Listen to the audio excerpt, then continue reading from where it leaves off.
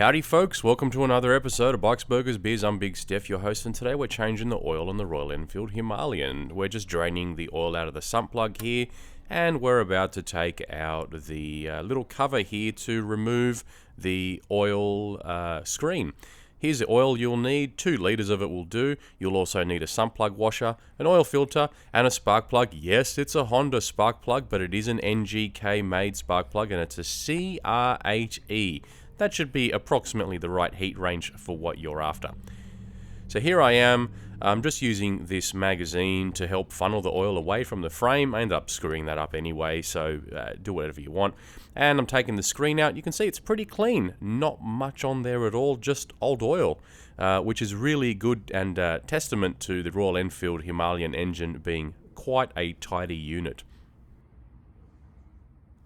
So I'm just going to wash the screen here, and here it is, nice and clean, ready to go back into the motorcycle. You'll see that it's wedge shaped. Now the thin end of the wedge is the bit that goes into the bike. So make sure you insert that correctly, and here I am showing you how that goes in. I'll push that in back into the slot, and we will put the cover back on and tighten that up. Now these are little tiny bolts. The spec is only 6 Newton meters. You don't need a lot to tighten them up. So we're going to move over to the other side of the bike and undo the nuts here holding the oil filter cover on. This is spring loaded, so remove them evenly. And also notice the bolt on the bottom there is much longer than the ones on top. So I'm just removing the filter gasket here. The new filter comes with a gasket, so just use that new one. Don't use the old one.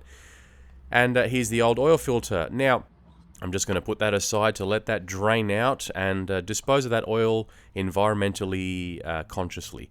Here's the new oil filter, and you could see there was a new gasket there. Now the oil filter has a little rubber O-ring on the inside that goes towards the inside of the engine. Make sure you coat that with some new oil so it slides on and seats nice and easily, otherwise it won't seal or work properly and you'll lose oil pressure and destroy your engine. There's the new gasket. And we're just putting the cover back on, making note the 2 short bolts go on top and the long bolt goes on the bottom. So there we are, all tightened up, and again, 6 Newton meters to spec, click, click, click, done.